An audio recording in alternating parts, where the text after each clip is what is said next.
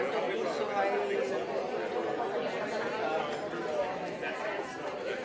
Siguen matriculando, Bueno, como el tuyo, que ellos les resuelvan. a lo mejor otro podría ser, Ojeda, que está.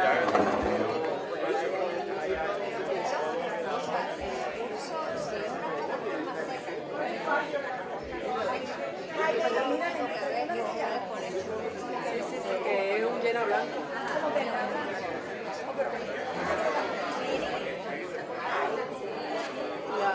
La que lo ha visto es Paulina. Paulina dice que es mucho más fácil.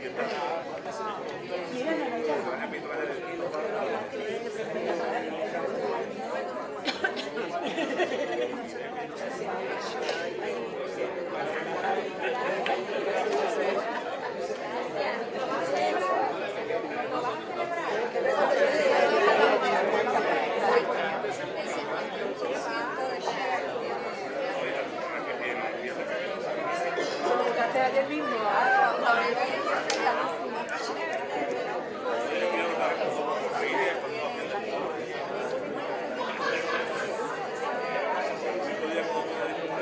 Ah, sí, yo lo vi el otro día.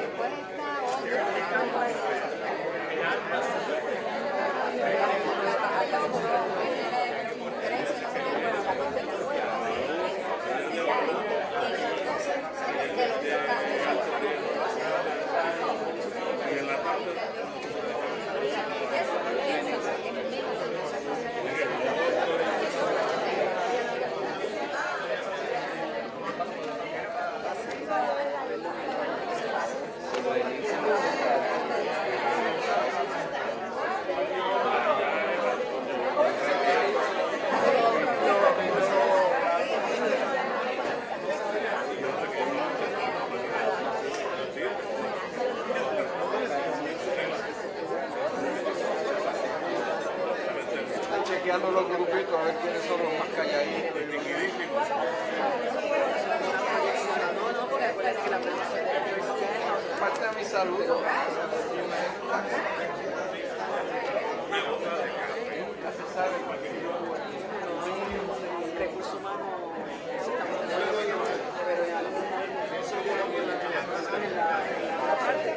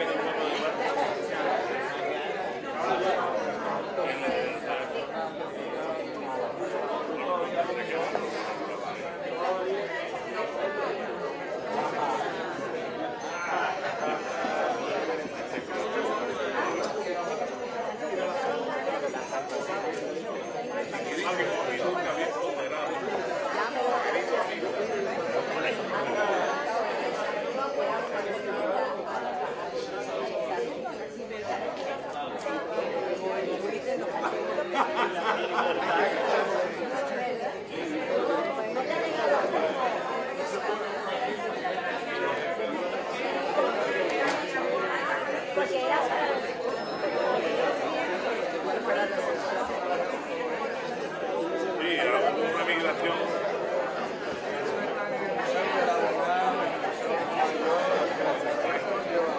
Recuerdo de París.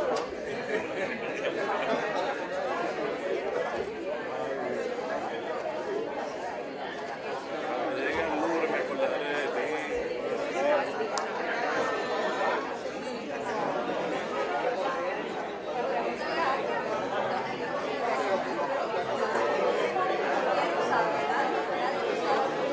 Recuerda que se matricula por cuarta vez en mi clase, vuelve y estudia.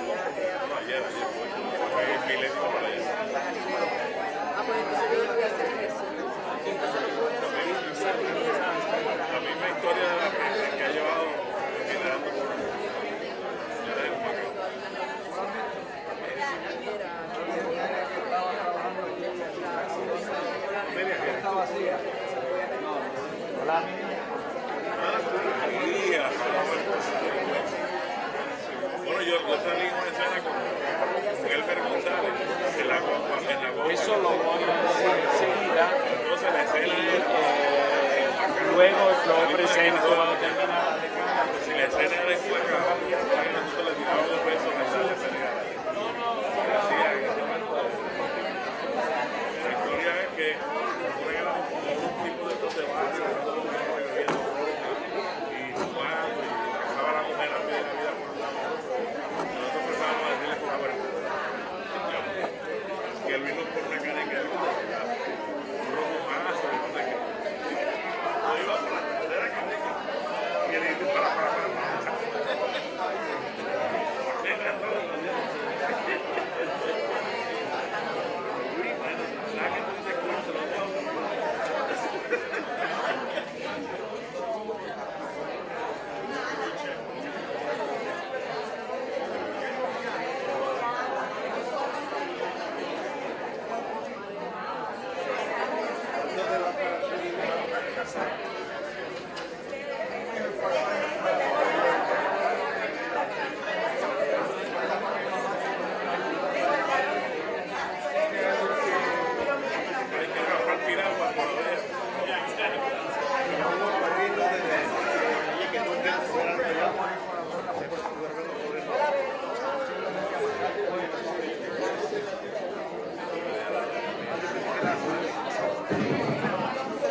Buenos días.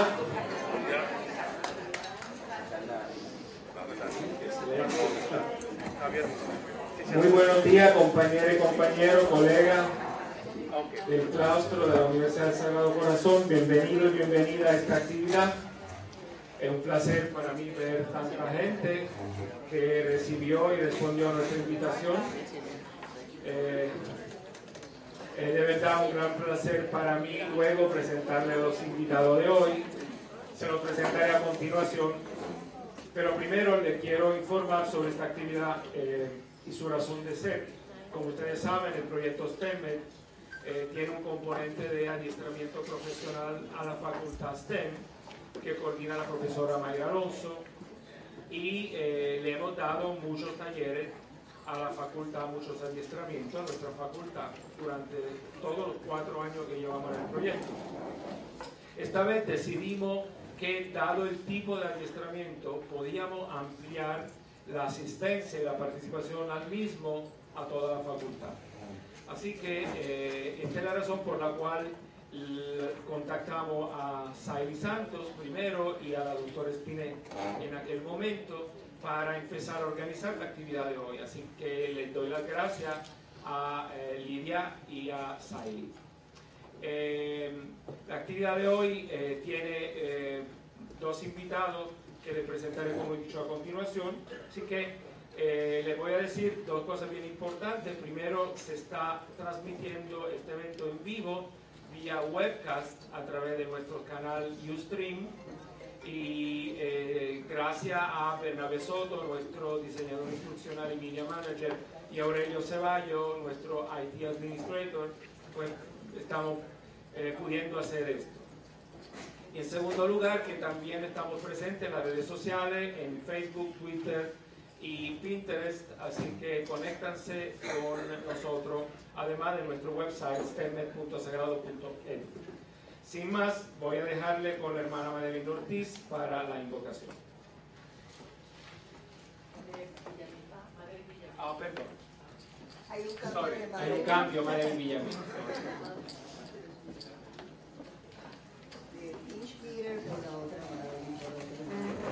Muy buenos días. Comparto con ustedes todo. Esto no está aquí tan pequeñito, espero poderlo leer. Es algo que me regaló un estudiante hace como 10 o 12 años y contiene una oración para cada día.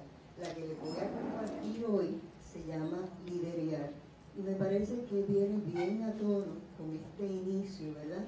Y nuestro papel de maestros, de guías, de líderes para un Puerto Rico que parece no encontrar su camino, ¿verdad? Así que, Señor, inspíranos hoy con cualidades de liderazgo ejemplar.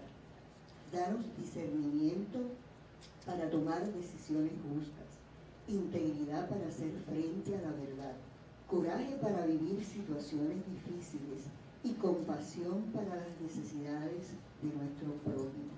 Haz de nosotros ejemplos de justicia y honor para el mundo y que nunca olvidemos que nuestra tarea es de servirte como de servir a otros.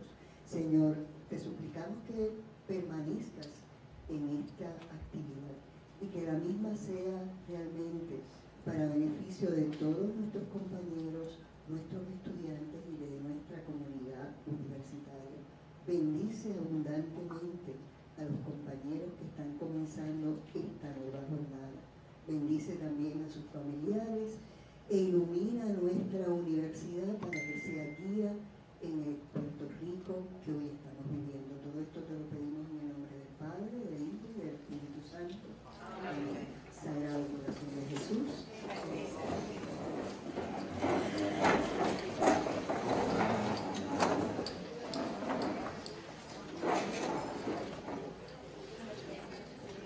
Muy bien, gracias. Vamos a seguir con un saludo de la decana asociada de Asunto Académico, la profesora Yasmín Hernández.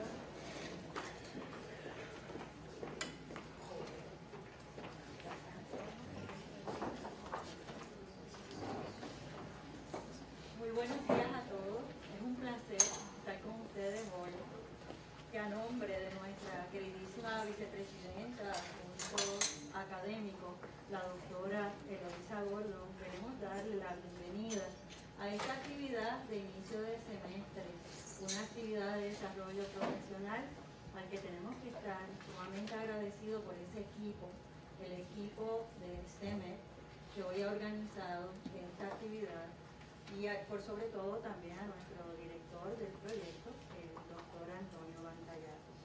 Hoy vamos a tener la oportunidad de contar en la mañana de hoy con dos colegas del University of Mary Washington en Virginia, quienes van a estar compartiendo con nosotros sus ideas en torno a la construcción de una cultura de integración de tecnología digital como parte de un currículo universitario, generando así unas oportunidades ilimitadas de nosotros poder enriquecer nuestro encuentro académico. Professor Jim Bloom and Professor Marta Corti, welcome to Universidad del Sagrado Corazón. Muy buenas tardes, muy buenos días.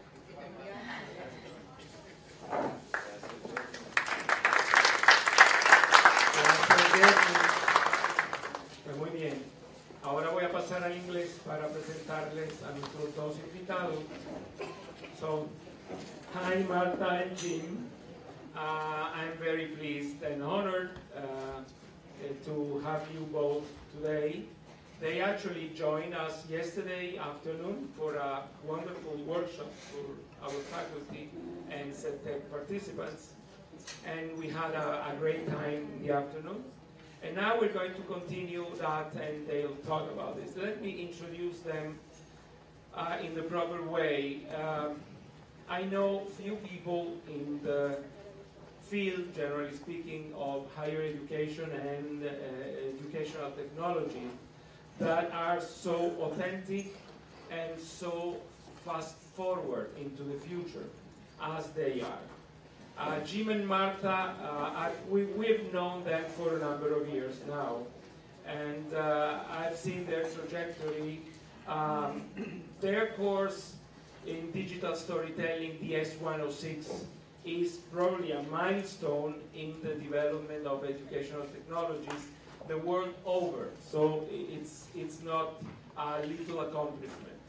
The philosophy of syndication that I will speak about also today, the idea of a domain of one's own, and I'll let, of course, them speak about it, are very, very powerful metaphors for our activities as teachers and as learners. So both have a very busy and very hectic position at Mary Washington University, a university which is quite similar to ours, that is public, but they have a 4,000 students community, more or less, and they're sort of a cheap university in the U.S. for the U.S. System, and so it's quite comparable to us. Martha directs the the Digital Knowledge Center at Mary Washington University, and Jim Groom has been directing in the past years as executive director the DTLT, the Digital Teaching and Learning Technologies Center at that university, mounting up a great group of people. They have collaborated extensively during the past years, and I guess now it's time to let them do their job. So the stress now is all to you guys.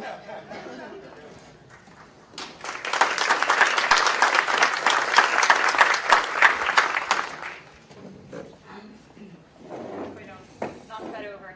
Thank you, Antonio. We're very excited to be here today, to be speaking. This is one of my favorite places to come visit. I love your university and your campus, so thank you so much for joining us. Oh, sorry. I can also talk loud. So thank you so much for joining us. Let me see if I can get, there we go. So today we are going to be talking to you about Domain of One's Own. We'll talk a little bit about that project at Mary Washington and what exactly it is. And the concept of digital agency in the 21st century. And I often find that the easiest way into this kind of big idea of digital agency is to discuss the concept of, let's see if I can get this to work. Maybe not. We'll do it the old-fashioned way. Oh, I know why. Okay, is to talk about the concept of digital identity. So digital identity is a phrase that we use a lot at the University of Mary Washington when we're talking to our students and also when we're talking to our faculty. And it's basically the idea of how we're presented online. What does our identity look like online? Which is a question that in some ways seems sort of pedantic, like why does it really matter, except that these days we and our students, more importantly, are increasingly living their lives online, right? The web isn't a destination, the web is a space that we inhabit. And so how we're presented, how people find us, what they see of us online, the choices that we make in terms of our engagement online become more and more crucial and critical, and it's important for us to interrogate and think about those things through a critical lens. So I want to start by talking just very simply about what those layers of digital identity are. And I'm going to use myself as an example. So these are some of my layers of digital identity. This first one is my primary website. It's located at marthaburtis.net. It's a domain that I own. And it's sort of a landing page for me.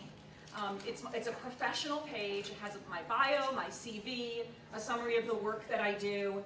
It also integrates some of my other digital identities. So I'm pulling in posts from my blog here. You can see my latest tweets on Twitter here. I have links off to some other social media sites. I try to keep this as up to date as possible. When people are searching for me, this is a place where they may end up, and I want it to be as accurate and to reflect as accurately as possible where I am right now. This is kind of another space that I own. It is also at my domain, but it's my blog. So the URL for this, the name of my blog is The Fish Wrapper. The URL for this is wrapping.marthaburtis.net. I've had this blog for going on 10 years. I don't blog even remotely as prolifically as Jim Groom does. But it's still a space that I've inhabited for a long time. It's a place where I share my reflections, my ideas. It's also a professional space. I would say 98% of what I share on my blog has to do with my work and has to do with connecting with colleagues in my discipline around the field that I work in. But it's a space also that I own. So the next piece of my digital identity, the next digital layer here, is my Facebook profile page. And very often when I ask students, well, what is your digital identity? This is what they look to. This landing page on Facebook. This is their digital identity. This is what comes to mind for them. Now, my Facebook page is locked down. I have very strong privacy settings on Facebook. I use it almost entirely to connect with people, family, and friends. It isn't a professional space. I will occasionally share things I'm doing at work, but I'll more likely share personal information here, which is why I lock it down. And not because I am terribly private about my personal life, but just because I feel like that's something that I want to keep a little bit more constrained. in terms of who I talk to. I want to share pictures of my children, and I want to respect the fact that they're individuals as well, who are also going to be developing digital identities, and so sharing things about them in a space where they may eventually not be comfortable with the extent of that sharing. I want to honor that and respect that. So this is my personal Facebook page. And the next one is my Twitter landing page. So this is another space that I own. And Twitter for me is a professional space. I got into Twitter through my job. I have friends and family on it, but like again, 95, 98% of what I put on Twitter tends to have to do in some way with my work. Now at this point I want to kind of jump off, and let's see if this works. Oops. I don't know if it will because I have these clips. So I'm gonna jump over to Facebook for a second, if you'll bear with me. Oops. To my page on Facebook. And I'm going to log in. Because what I want to talk about before I move on is about these spaces. And the way that I will refer to these are sort of shared layers of digital identity. I mentioned that our students, let me log in. I mentioned that our students tend to point to these spaces as their digital identity. When you ask a student, well, what is your digital identity, they will point to their Facebook profile page. But my argument, and I'm not the only one to make this argument by any means, is that these spaces are really co-owned. Okay, so the content that's here, I put up a picture from my hotel room last night. I got lots of likes. Everybody wants to be here with me.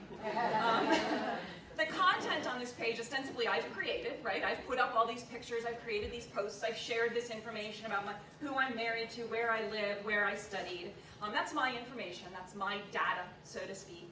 However, I didn't create the template, so to speak. That's the touch to click that always drives me crazy. So let me go into update info here in Facebook. I didn't design the template around which this page is created. Facebook did. So Facebook, when you sign up on Facebook, asks you and prompts you to answer all kinds of questions. And what sort of questions do they ask us? They ask us where we've worked and where we've studied, where we live, our contact information, and basic info. I love that term, our basic info. Like, what exactly does Facebook think my basic info is? It looks like it's primarily ways to find me, my email, my website, my address. Family and relationships. They want to know who I know, who I'm connected to, and how I'm connected to them. Details about you. So I can write a little bio of myself. I can tell them a nickname, my favorite quotes. I think there's a place. At some point when I was looking at this yesterday, there was a place where you could put in how to pronounce your name. So people would know for sure how to pronounce your name. And finally, life events. So you can go here and you can put in when you were married, when your children were born, when you started working at a particular place. Now, I will say that I do not think that these questions, so the word I'll use, these questions are not agnostic. These questions have meaning. Facebook has chosen these questions and is asking us these questions for a reason. And it's not because they want to be our friend. It's not because there's somebody at Facebook who really, really cares what my favorite quote is. It actually used to be that on Facebook, they asked a lot more of those kinds of friend questions. They'd ask what your favorite movies were. Does anybody remember that? They don't ask that anymore. Your favorite movies, your favorite music, your favorite TV books, TV shows, and it was a way to connect with people. So how many of you are a client of Facebook? And how many of you are a client of Twitter? So I always ask students this, and then my follow-up question to that is, if that's the case, then tell me what your advertising budget is. What's your advertising budget on Facebook? And not so much on Twitter yet, but that will happen eventually. Because what I'm telling you is that you are not clients of Facebook and you are not clients of Twitter, you are products of Facebook and you are products of Twitter. And all of these questions that they are asking you, as I said, it's not because they want to be our friends, it's because they want our information. And the reason they want our information is because they can aggregate that information into data that they can then use to sell advertisements. Because that's their business model, and they are businesses. First and foremost, they're businesses, and we can't criticize them for that, right? That's what they're supposed to do, is figure out how to make money. And the way they figured out how to make money is to get data from these millions of users who are using their systems, and then to monetize that data. Now, that doesn't mean that they are sharing Jim Groom specifically education details with, I don't know what advertiser they would target for you. University of Phoenix. With University of Phoenix, right. University of Phoenix, is that who shows up in your Facebook ads? University of Phoenix is not getting specific information about Jim Groom. What they're getting is data in aggregate, right, about people like Jim Groom, what sort of things they should target, what sort of ads they might target towards a person like that. But that's still your data, and you're still giving it to them for this particular reason. And I will argue that, as a result, we have a responsibility to think about these spaces differently. So yes, we use these spaces. I am not telling anybody to stop using these spaces. I obviously use these spaces. I would have trouble staying in touch with most of my family if I didn't use Facebook. But when we use these spaces, we need to use them with our eyes wide open about what exactly they represent and what they are. All right, so those are two more layers. And then the final layer in this is this space, which is my university space for me. Okay, so my university creates this landing page for me that is basically scraped together data that it has about me. I have zero control over this space. I have no idea why they created this template this particular way. I don't have a problem with it. I think it's fine. But I wasn't involved in it in any way. And I think it's kind of interesting. So they link to my Twitter. That's actually my personal Twitter account, which I use mostly professionally. But they link to other faculty members' Twitters who may or may not be using it professionally. So there's definitely this blurring of lines about, what this is their space that they've created for us. What are they necessarily thinking about the way that it reflects us personally versus professionally? So pulling all of that together, these spaces are essentially what you see if you search me on Google. If you search Martha Burtis, the top result is, again, my landing page, my blog, my university directory page, that was the last one, my Twitter profile.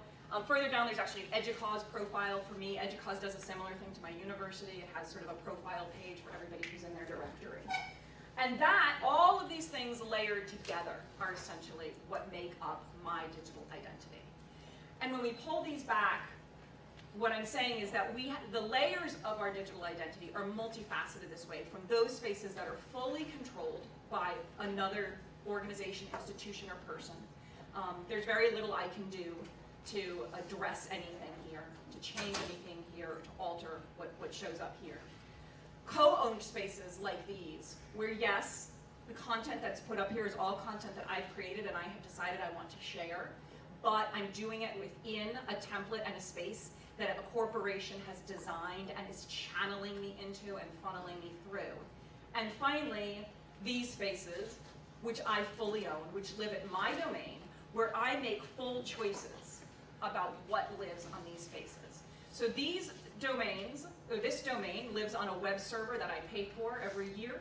I install WordPress into these spaces, a web application to create these websites. I manage that web application. If I want to change the template of my page, I can do that as often, as frequently as I would like. I can have it reflect whatever I would like. I can take things down if I suddenly feel uncomfortable sharing them. I can expand it if I feel like there's more that needs to go there. It's my responsibility to update it. It's my responsibility to stay on top of it. But it is a space that I fully and wholly own. And now I'm going to turn this over to Jim. So one of the things to think about, and Martha did a really good job of talking about the questions and issues around data and these various spaces to the degree do you own your own? Is it co-located, right? Or do you have no control over it? And a lot of this is kind of, for us as a culture right now, it's brewing, right? It's bubbling up. This is stuff we see, and I'm going to talk a little bit about this. But I want to go back to 1997.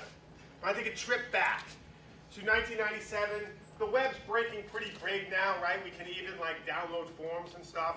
And one of the things that's interesting, and I'm going to see if I can play this video because it's kind of remarkable to me how we looked at it, is I'm going to jump off here, and I'm going to play this video. Okay, let me give you a little bit of heads up. It's a video from, it's a commercial from MCI, which was a telephone company. It's no longer, so interesting. And it's probably one of the most utopic visions of the web I've seen online. And this is 97, so let's take a look at it. Okay, put that back.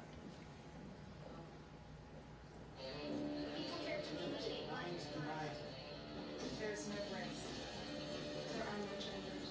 There is no age. There are no humans. There are only minds. Utopia? No. Where minds, doors, and lives open up.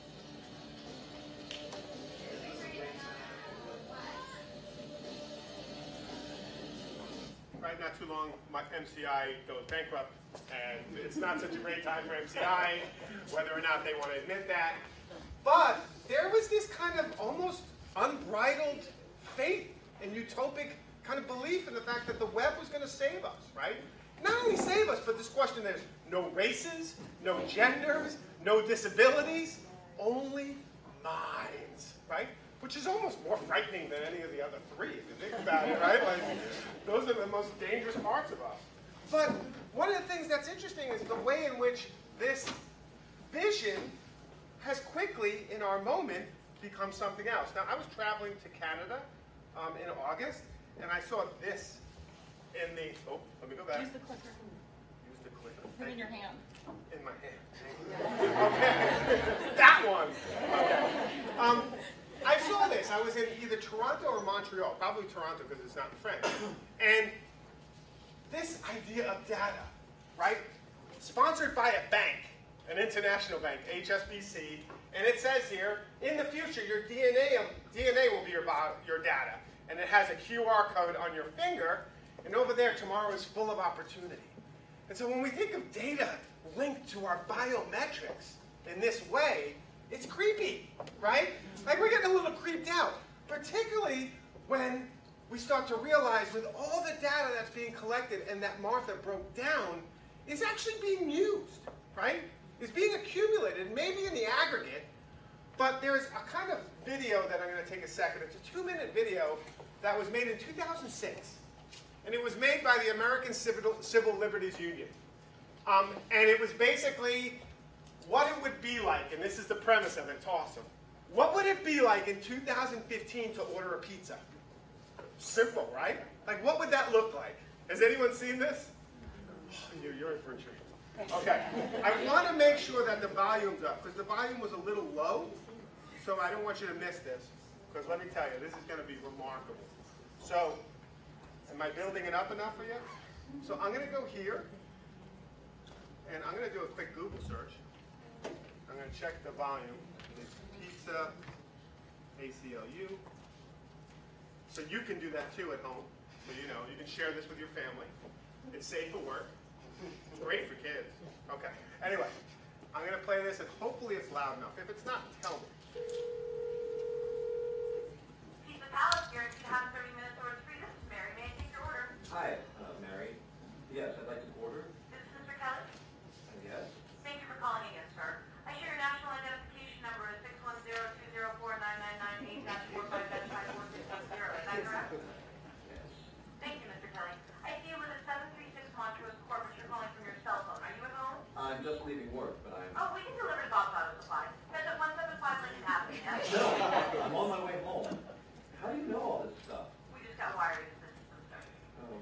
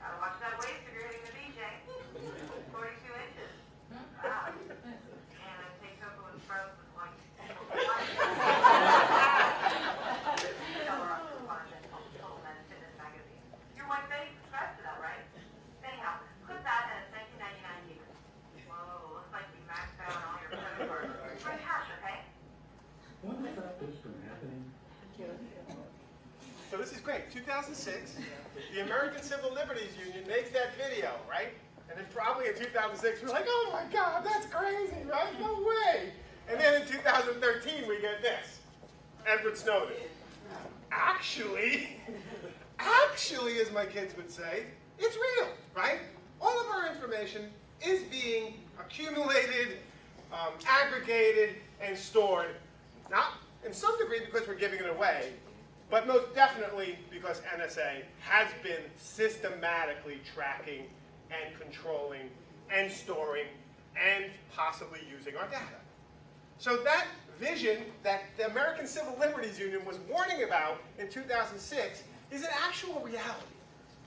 And my favorite part of that video is actually this weird moment when he says, how do you know all this? And she says, we were just wired into the system. And then you hear this defeat in the actor's voice. He's like, oh. Like, that defeat is kind of where we are as a culture right now. Like, we're almost accepting it. Like, this is the reality we live in. And I'm not, A, I am not a defeatist. B, I am not a pessimist. I'm all rainbows and unicorns, as you can see.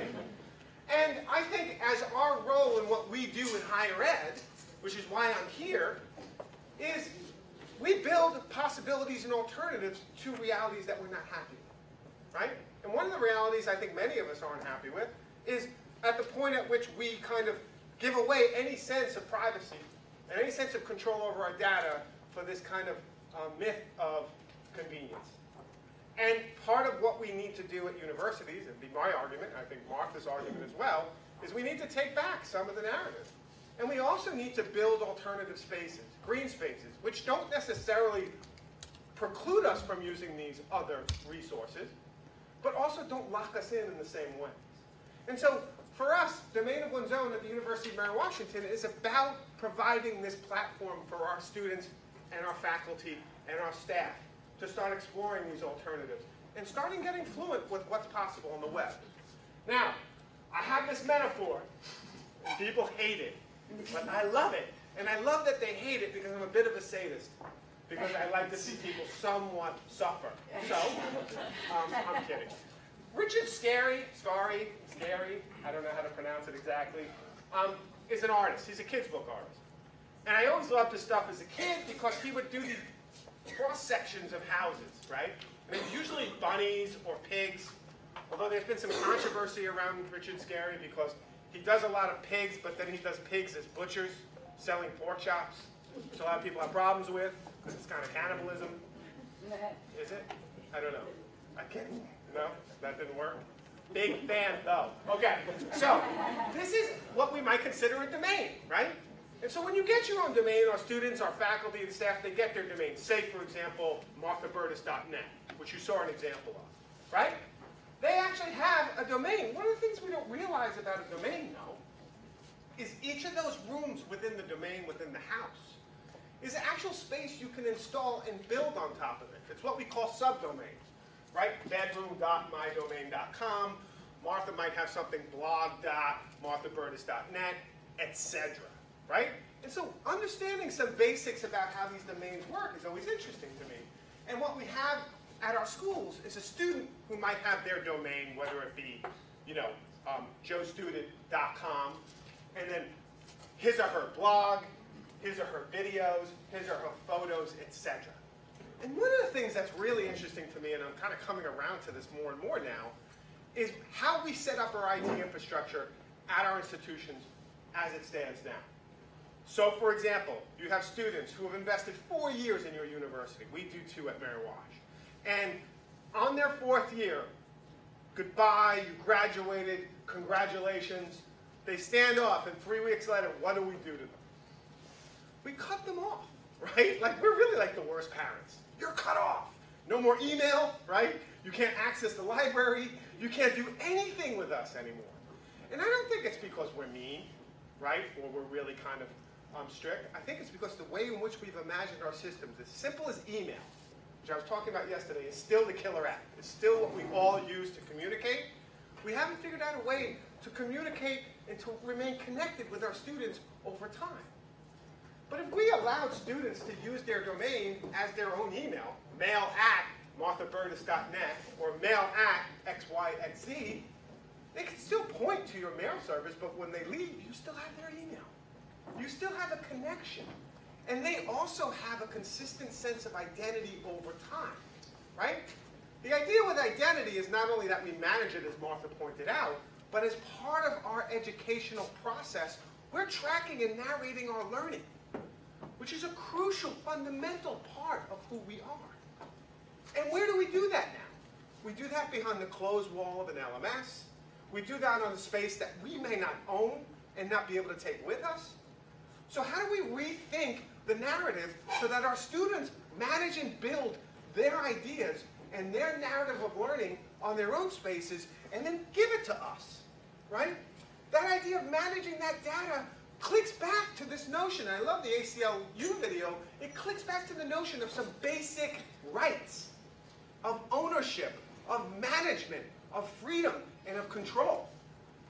And that should live and prosper here at universities, because it's not going to prosper in corporations. It's just not.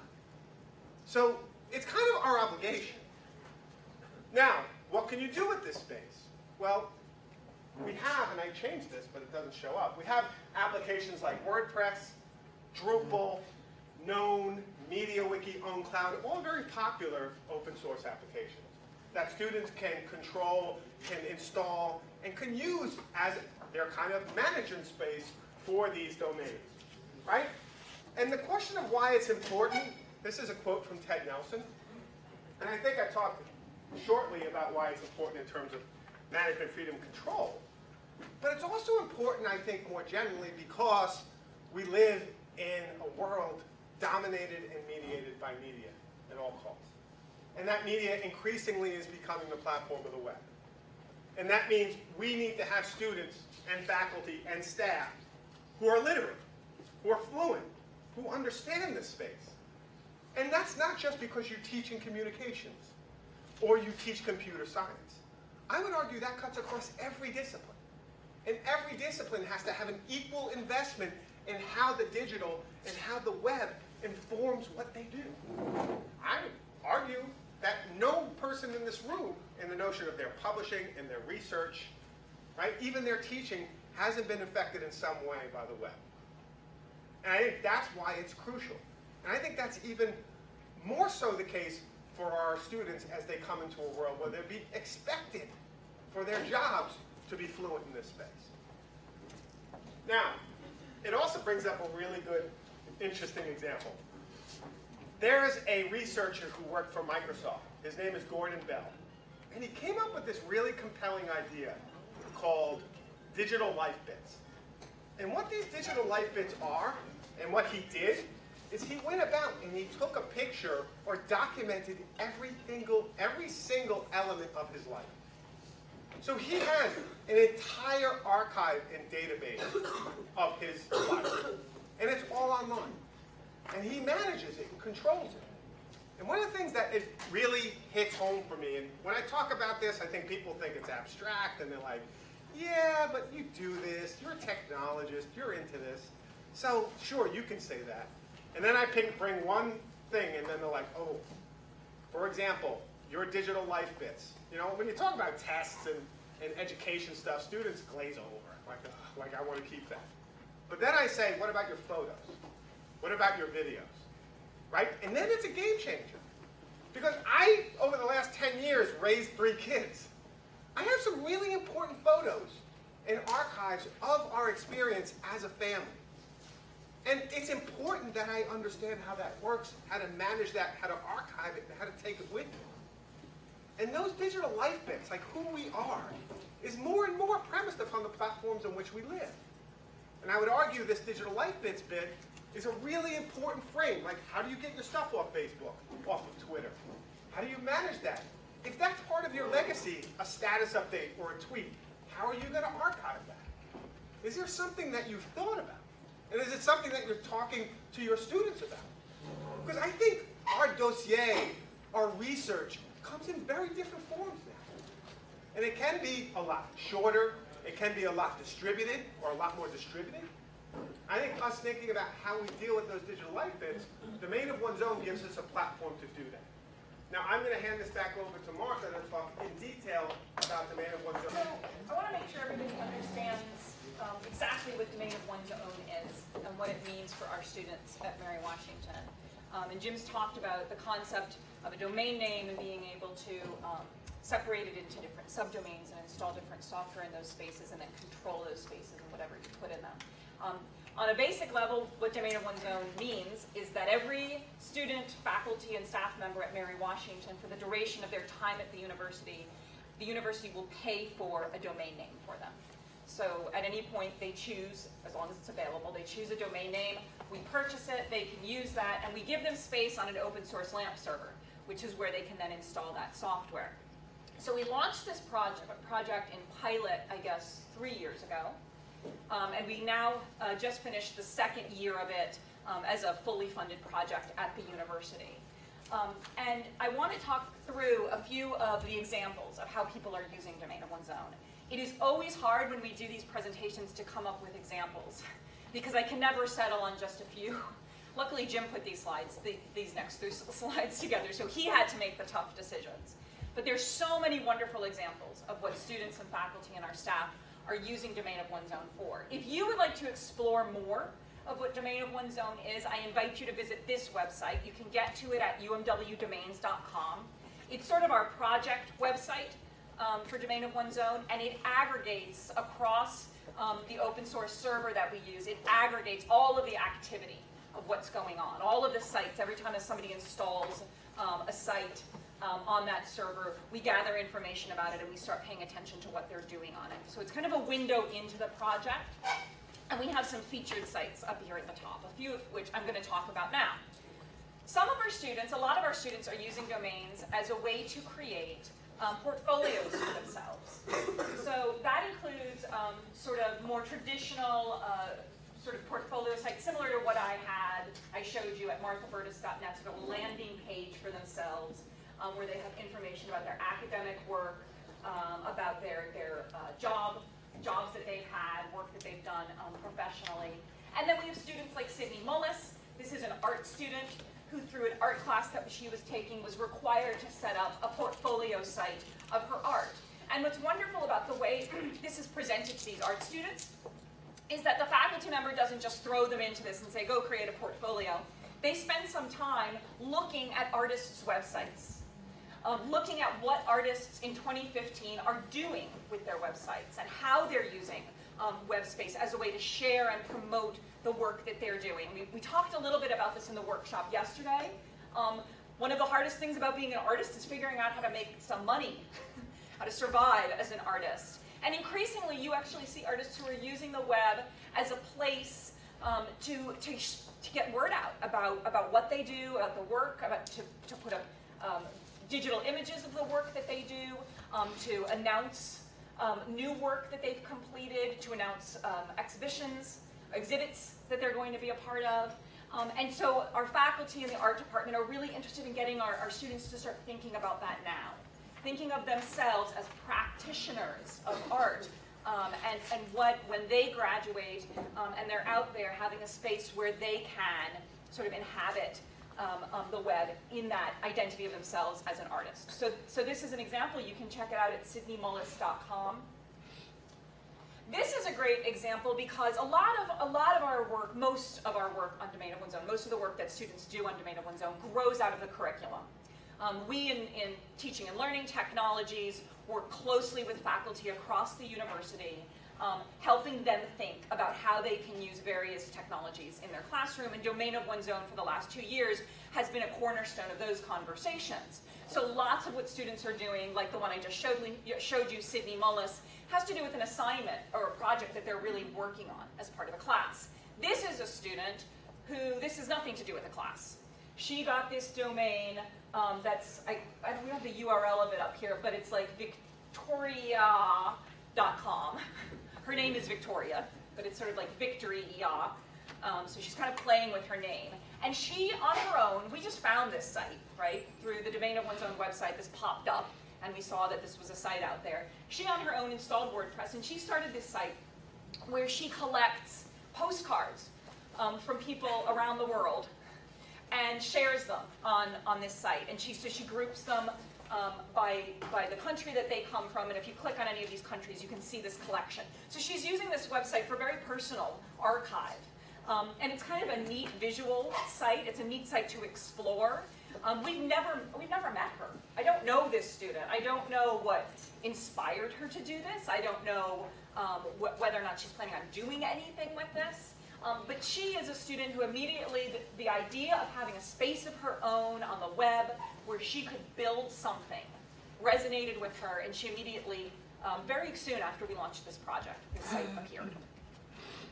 So in addition, we have faculty on Domain of One's Own. Every spring for the last 3 years, we have run what we call the Faculty Initiative for Domain of One's Own, which brings together 15 to 30 faculty members. We run it in collaboration with our Center for Teaching Excellence and Innovation. And the faculty work in small cohorts. They meet for about 6 weeks in workshops. And we talk about both the theoretical underpinnings of Domain of One's Own, the digital identity piece of this, how they could use this in their courses, as well as the real practical. How do I create a subdomain?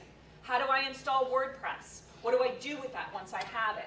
These are 2 faculty members who went through Faculty Initiative, I think, in the first year. And the idea of having a domain immediately resonated with them. And they built out these these professional sites for themselves that they continue to use very actively. So this is Andrea Levy-Smith. I showed this example yesterday. She's a historic preservation professor at Mary Washington. She does a fantastic job of sort of bringing together all of the pieces of her identity here on her site. She also uses it as a landing page for her courses. So she sends her students here to find out information about their classes, which I love, because it forces her students to think about who she is as a professional as well, right? She's not just the teacher standing at the front of the room explaining the content or talking about the ideas of that course. She is a person in a field, in a discipline, who has framed an identity for herself, and they can come here and learn more about what that means and who she is. Steve Farnsworth is a professor in our political science department.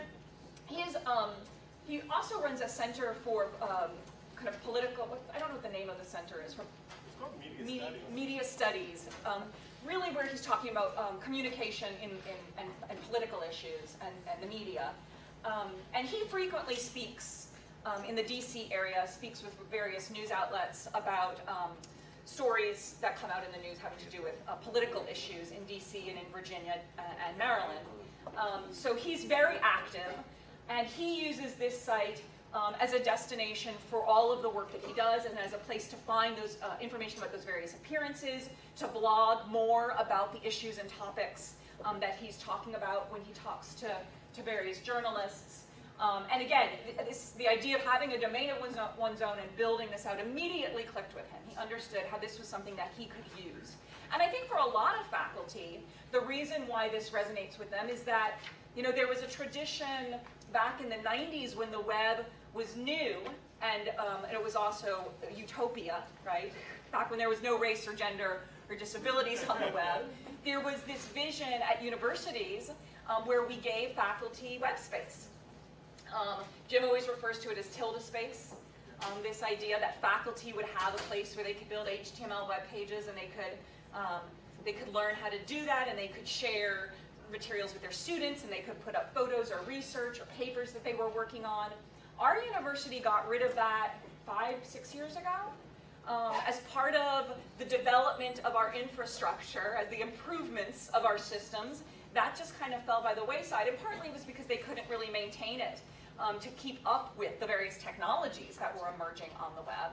I don't know whether or not you have spaces like that for your faculty, but when we talk to our colleagues at other schools, there are lots of schools who have basically let go of that as a service for their faculty. But our faculty remember it. They remember being sort of enchanted and interested in having that kind of space and building that space for them. So Domain of One's Own on that level sort of resonates with them. But it also resonates with them because they immediately understand the significance of having a space, an actual domain name that reflects who they are. It's interesting to me, when we started doing Faculty Initiative, I wasn't sure how our faculty were going to react to that. I wasn't sure if they were going to think, well, that's nice, but what would I use it for? I mean, why do I really need that? I would say almost like 80% of our faculty who go through Faculty Initiative, it clicks with them immediately. That there's a purpose for this, that this is a place where they can share their research, where they can connect with colleagues, where they can build things on the web that they cannot build within institutional systems. So they felt limited by the course management system or the various web tools that the university does offer, and here they can do something that they couldn't do before. And as soon as they sort of understand that, it's kind of a hop, skip, and a jump to talk to them about, well, then what does that mean for your students, right? Who you are ostensibly training to be practitioners in your field, you know, to inhabit and understand your discipline. So what does it mean for them? To have the possibility of a space of their own where they can build out that identity for themselves. And that's when we really start to see them using it more and more in their curriculum. We also have sites like this where faculty and students are co-creating research project sites. So this is a website, I also shared this one yesterday. This is a website that came out of a class that our professor of history, Sue Fernsebner, teaches about Chinese history. But it's not a course website, so you don't come here and find the syllabus or find assignments or announcements or things, blog posts students are writing. Instead, this is a site that she and the students created to showcase the research that they were doing on primary sources from the Taiping Civil War. So a wonderful example of, again, a faculty member saying, oh, I can use Domain of One's Own to create something that I couldn't create before with my students. A public piece of scholarship that is searchable, it's indexed on Google, people come to this site, find this site when they're doing research, and she and her students have created this valuable resource through the tools and opportunities that Domain of One's Own affords them. Oh, you know what, we never reloaded the presentation, so I'll just like type in the URL now. So, well, let me back up. I mentioned that the faculty often find that one of the reasons Domain of One's Own resonates with them is because it lives outside, it kind of lives outside of the institutional systems that they've been able to use so far, up until now, for their teaching. And the primary system that I think we all associate with technology and teaching, the system that many schools sort of rely upon as the tool for teaching, is the course management or learning management system. We have a course management system at Mary Washington. We have lots of faculty who use it. When I teach, I actually use it for certain things. However, there are lots of things that it doesn't do. And Jim touched on one really important one, which is that the course management system is premised upon the idea that the work that students do in a course is confined to that course. Once they're done with that course, they may lose access to it, right? So think about that. Like, so in our course management system, at any time a faculty member can go in and unpublish a course, at which point if a student wrote something really great in a discussion forum, say, in that course, that's lost to them. They've been completely disconnected with that piece of their digital, their kind of intellectual development and the digital representation of that in the course management system. When they graduate, as Jim said, we cut them off completely from the course management system. We actually do let students keep email at Mary Washington, but the course management system access goes away. And again, there may be artifacts in that course management system that are very important to them. That if they don't remember to take with them, they may never even think about it. And maybe even more importantly, because of the way the system is constructed, because of this idea that this is the work you do for this class, and then the class is done. And then this is the work you do for this class, and then the class is done. And then when you're graduating, we sweep that all away. Because of the whole idea that underpins that philosophy, we're not even getting our students to think about the work they do as part of some holistic experience, learning experience that they're having as they progress through the curriculum at the university, right? By compartmentalizing it and being able to, at whim, turn their access off to it, we are encouraging them to compartmentalize their thinking about what they're doing. So I say that all as sort of a preface to what we want to show you now. all of these domains that people, I mentioned that a lot of the activity that's happening on domain of one's own is happening within curricular contexts. So I want to give you an idea of what that actually means and how we then strike the balance, because that's wonderful, right? You have your students in your class and they're creating websites and they're blogging and they're sharing and they're putting up their research, but you have a class of 30 students, right? And that's 30 websites. And so like, what does that mean in terms of creating some cohesion for a class? Because I always think that like, that part of what we do when we teach in the university is this constant balance that we're trying to strike of getting students to become more individualized, right? To think about themselves more as individual scholars and intellectuals, to inhabit that kind of academic and intellectual mindset, but also to be thinking about themselves as part of a learning community, that the class itself is this sort of little microcosm of a learning world that we want them to be sharing and working together. So this site is a model, I think, of how we achieve that technologically using the systems of domain of one's own. So yesterday we worked with some faculty here and we talked about the idea of syndication. Syndication is a technical term, but basically what it means is that it allows us, using various tools, primarily tools associated with WordPress, the content management system that we rely heavily on, the open source content management system we rely heavily on at Mary Washington and in Domain of One's Own. We have a course website in WordPress, and then we have, surrounding that, every student in the class has their own blog. So the metaphor that we like to use for this is sort of a wheel with a hub and spokes. So the hub is that course website, and each spoke represents a student's website. And whereas before you would just have sort of like a hodgepodge of sites that you have to go visit and see what students are doing, with the syndication model that we use, as students do their work on their individual sites, it gets syndicated into the course hub, into a single space, where you can go and you can witness the work your students are doing. They can follow each other there, but we maintain the connection back to their site. So we respect and honor that individual identity that they are creating. So we built this site. One of our participants yesterday, Carmen, where's Carmen sitting? Right there. Oh, Carmen, there's Carmen. So Carmen volunteered to let us play with her a subdomain that she created yesterday because she was really interested in this syndication. So last night, Jim and I worked on this. She teaches a class, Biology and Society, so Bio 109 here at the university. The content that's in here has nothing to do with Bio 109. We didn't have time to build a bunch of websites with actual content relating to biology and society, but we kind of mocked up how this works. So this is a WordPress site that you could pretend is for Carmen's course. And what we've done is we've syndicated in a number of other sites. So over here on the right, you can see contributors, and each of these is another site that is being pulled in to Carmen's course website. So Jim's website is in here, our colleague Alan Levine's, somebody who participated, is this somebody from yesterday? No. Someone from Scotland. Somebody from Scotland, who's Jim has worked with. This is a colleague of ours. This is not a WordPress site. She blogs on Tumblr. But the technology that the syndication use, which is, anybody knows, it's called RSS, Tumblr also provides RSS feeds, so we're able to pull her Tumblr blog in. This is my blog, and this is the blog of another colleague of ours, Tim Owens. So all of those blogs are now being pulled in, regularly being checked to see what's new, and those posts are coming into Carmen's course site. And over here on the left, you can then see that flow of content. So we added a couple of additional features to sort of enhance this experience. One of the things we added is a plugin that will automatically grab the first image from the post and make it a featured image within WordPress. So each post sort of has some visual representation as well. As long as students are using images, those will show up.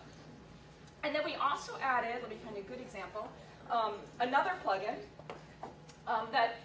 that allows you to, it checks the original post on the student sites to see what comments have been left, and it reflects that comment trail here as well. So you can see the conversation that's beginning to emerge. And you might also say, oh, well, this student, nobody's commented on this yet. So I'm gonna go read that and make sure I leave a comment. Let's give them some feedback. So this becomes sort of a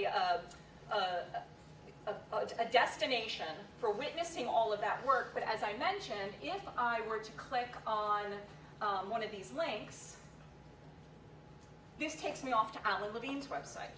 So we're not, like the LMS, taking over their work. We're not requiring their work to be within our system. Their work stands on their domains. It lives on their domains. They can delete it, they can move it, they can migrate it, they can keep it forever, they can reorganize it. That's up to them.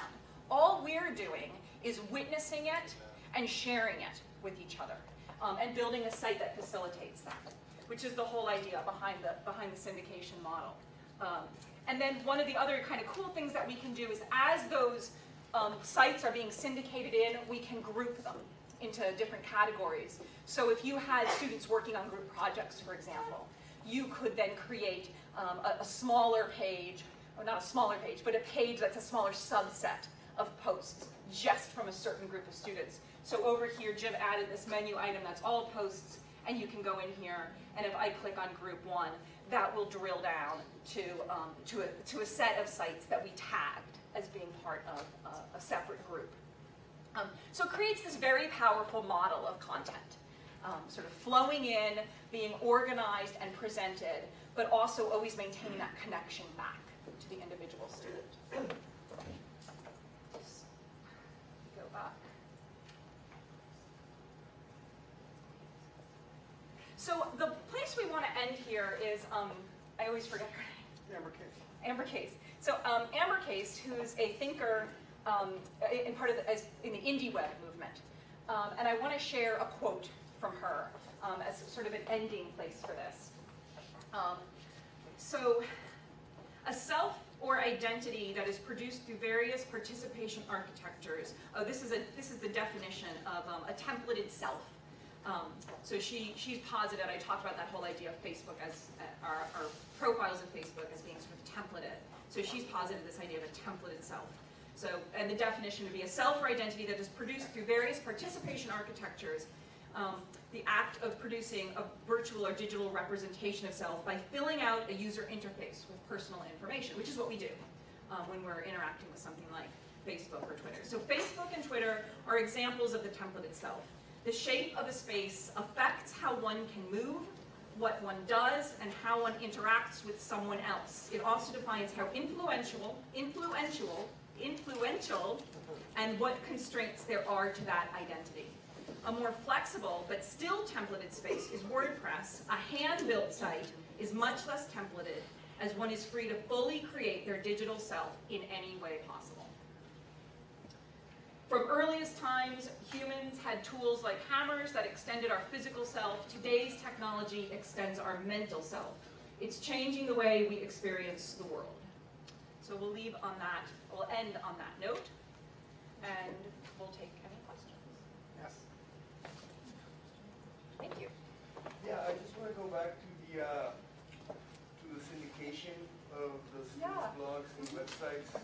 And this is done through the domain system in Mary Washington, but is there a way to do that directly through WordPress? There is a way to do it directly through WordPress, but not through WordPress.com. So if you are relying on WordPress.com for your WordPress sites, you are restricted to whatever plugins and themes they give you. So you would have to have a space where you could install a standalone instance of WordPress, which is essentially what we do on Domain of One's Own. And usually to do that, you have to have a domain and web hosting space in order to install and run WordPress. So the other place where we use this model a lot is we have an institutional blogging platform called UMW Blogs, where this is where kind of all of our experimentation with syndication began. So some universities will stand up a blogging system, and they can add that plugin that everybody can then use, which is what we do at Mary Washington. But you have to have access to WordPress with that plugin in order for that to work. And with Carmen's example, her site was using the WordPress, and that was the place where it was coming in. But the students could use whatever they want, as long as they had a feed. So it would be really you installing feed WordPress and kind of fine-tuning that site, and that would be the hub for the course. Okay, exactly. What about the space that you buy in the hosting? Because I'm coming from communications, and our students have heavy material like how much space? Images, sure. Video. Sure, yeah, and space, is getting cheaper, right? So server space, the price of that goes down every year, but there's still a cost associated with that. And the more people that you have involved, that's a limited resource that you have to manage. So the way we do this at Mary Washington is we do have a quota on student accounts. It's actually fairly low. It's 500 megs. Most students usually can operate within that for what they're doing initially. When they start to build multiple sites, or they start to build sites that are very media rich, is when they bump up against that quota. And we have kind of two ways we handle that. One thing we can do is increase their quota, and there are times when we do that. But we also really strongly encourage students when they're doing media to consider serving the media somewhere else. So using something like Flickr or Imgur for their images, and YouTube, we always recommend using YouTube or Vimeo for video, because our server isn't optimized for streaming or viewing video. So, so sometimes when they bump up against that amount, and it's, you know, they're part of a site where that's visually very rich, we'll say, well, it might make sense. They have to do something with the bandwidth of the site of the hosting. No, there's no limitation really. I mean, there's also, the bandwidth is a separate issue, and we also, you know, that's also something, that's also kind of a resource that we have to manage. But honestly, bandwidth issues really only become a problem when you're talking about a site that's very heavily trafficked, and most of our student sites are not. So we have had, I think on UMW blogs, we've had like a student site that ended up getting posted on Reddit, that, you know, kind of slowed the server down for a while. I don't know if it brought the server down.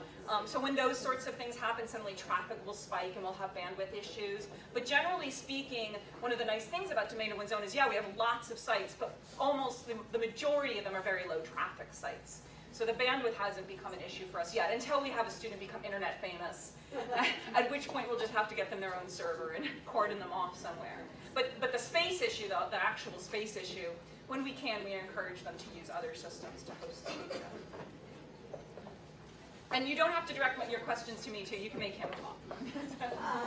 Any other questions?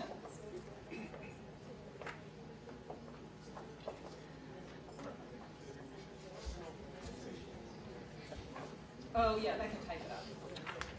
So one of the things we have for you, because, you know, Antonio, when he first proposed it, he's like, you guys can do 3 hours, and we're good, but you don't want to listen to us for 3 hours. We know it. So what we're doing is we're going to switch up things a bit. We have a form here that Martha's going to put up, and it's a bit.ly form. It's bit.ly/Sagrado Forum. And the idea is, on each of the tables, we're going to put a very, very short reading in relationship to digital identity. Before you go out for coffee, you can't go for coffee until you've read it. And because we have DNA scans in the room, we know. So if you lie to us, you're not going to get the pizza. The pizza's off. So we're going to put those, and they're different articles. There's going to be an article for this table that's going to be different from this table. And the idea is simple. You read it, take you 5 minutes to read it, you come back from coffee, you discuss a couple of the ideas, you put them in this form. Questions. And then Martha and I and a number of you from the audience are going to come up and we're going to form a panel and we're going to talk about these things together. So the second half of this is going to be very kind of community orientated around questions, issues, and also people from the audience who have issues or don't agree with us, because you've all been very polite so far, but I'm sure you don't agree with a lot of what we said, which is good, and we would like to invite that discussion, and how what we're saying maybe misses the mark for what you're doing, maybe we're misinterpreting some of the things that happen at Sagrado versus the US. All these things are possible, so we would love to talk about that. So we're going to hand out the articles now if they haven't been already. If they haven't. And then you'll read them, you'll get coffee, and then you'll come back, discuss, put the questions in the form, and then we'll discuss. So I think we thought there were going to be 7 tables, and it looks like there are 8, and I think we may have not quite enough copies for every article. So what I ask is, all of these are easily Googleable. All of these are online. So if you have a device, you might, instead of reading it on paper, just Google for this article and read it on your device as a way to get around that. And then the other thing I'll say is that one of these articles we did go ahead and print the comments from because the comments really kind of enriched the discussion of that topic. But there are other ones in here that have some great comments too, but printing them it would have been ridiculously long. So if you're looking, if you like, you might take some time on a device and look at that article and review some of those comments too, because there's some of those are interesting as well. So we have 7 packages of 10 here. So Try it and then we'll move on. yeah.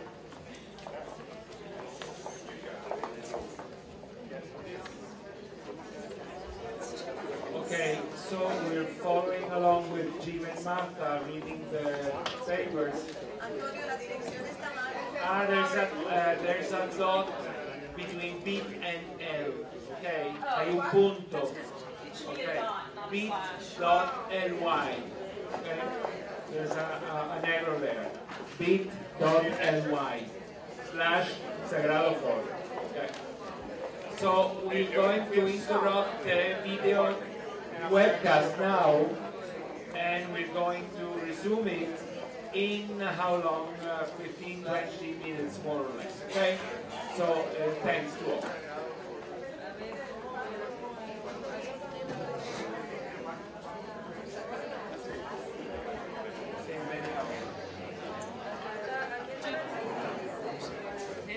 They have, right. Yeah, so this is a different article than that. We're going to try and find one more.